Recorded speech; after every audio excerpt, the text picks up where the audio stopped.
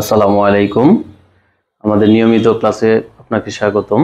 আজকে আমি আলোচনা করব এক্সক্লেমেটরি সেন্টেন্স নিয়ে। তো আমরা আগেই পড়েছি এক্সক্লেমেটরি সেন্টেন্সটা কি, সেটা আমি আজকে আবার বলতেছি। যে সেন্টেন্স দ্বারা সুখ, দুঃখ, হাসি, কান্না, গভীর অনুভূতি বা আকস্মিক ভাব প্রকাশ পায় তাকে এক্সক্লেমেটরি সেন্টেন্স বলে।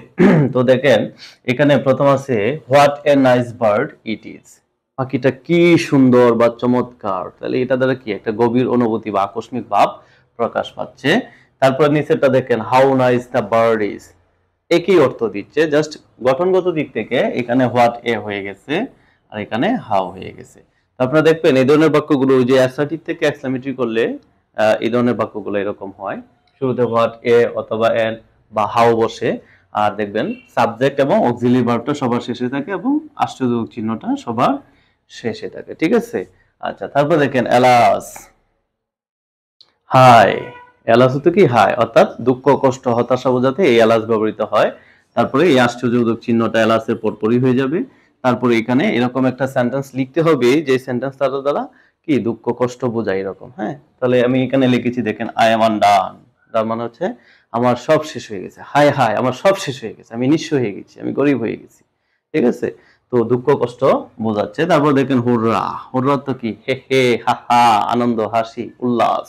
ঠিক আছে। তো আমরা hurrah hey hey we have won the game, আমরা খেলায় জিতে গেছে। হ্যাঁ, অবশ্যই খেলায় জিতে গেলে কি আমাদের সবারই আনন্দ হয় যারা জিতে যায়। আর পরক্ষণে যাদের কি হয়, যারা হেরে যায় তাদের কি হয়, কষ্ট হয়। তাদের ক্ষেত্রে কি হয়, alas we have lost the game, আমরা খেলাটা হেরে গেলাম। ঠিক আছে।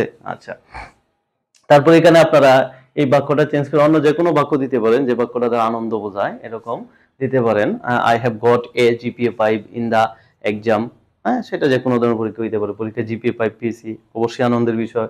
অথবা দিতে পারেন I have got A lottery of 40 lakh টাকা। হ্যাঁ, 40 লক্ষ টাকার আমি একটা লটারি জিতেছি, সেটাও দিতে পারেন। আবার এখানে আই এম আন্ডানের পরিবর্তে জাস্ট এলাস দিলেন, আশ্চর্যজনক চিহ্ন দিলেন, শুধু আই এম আন্ডানের পরিবর্তে লিখলেন কি যে I have lost my nice dress, আমি আমার সুন্দর জামাটা হারিয়ে ফেলেছি। I have lost my money, আমি আমার টাকা হারিয়ে ফেলেছি। My grandmother is no more in earth.